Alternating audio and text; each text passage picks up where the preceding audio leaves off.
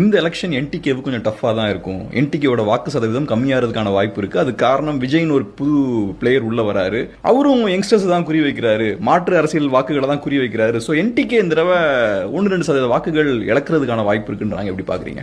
அவங்க விரும்புறாங்க. நான் என்னைக்கு வளருவேன்னு இந்த விவாதத்தில் சொல்ற கருத்தாளர்கள் என்னைக்கு 1.1 சீமான் அடுத்த முறை வளருவார்னு எங்கேயாவது பதிவு பண்ணியிருக்காங்களா? பாராளுமன்ற தேர்தலில் நான் சந்திக்கும் போது 2 விழுக்காடு 3 விழுக்காடு வருவார் அப்படின்னு சொன்ன கருத்தாளர்கள் தான் இப்போ கருத்து சொல்றாங்க. நான் 8.22 பெற்று தனித்த அங்கீகாரம் பெற்ற கட்சியா வருவேன்னு அவங்க சொன்னாங்களா? பாராளுமன்ற தேர்தல் வாக்குப்பதிவு முடிஞ்ச பிறகு இந்த எக்ஸிட் போலுங்கிறவங்க சொல்ற கணக்குல 4 விழுக்காடு தான் சொன்னது இருக்கு.